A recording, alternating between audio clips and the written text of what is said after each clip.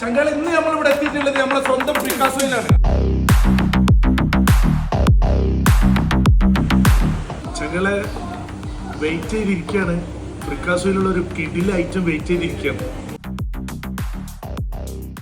ചങ്കളെ കാത്തിരുന്ന ഐറ്റംസ് നമ്മൾ മുമ്പിൽ വന്നിട്ടുണ്ട്. ഒന്ന് കഴിച്ചു നോക്കിയാലോ? ആ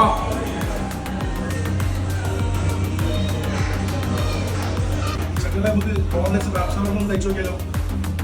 നല്ല അടിപൊളി പാക്കിംഗ് ആണ് മക്കളെ. ഇതാ ആ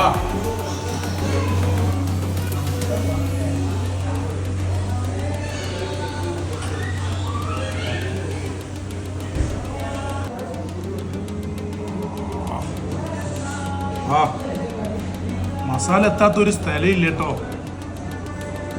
അപ്പോൾ ചങ്ങളെ റാത്തായി നേരെ ഇങ്ങോട്ട്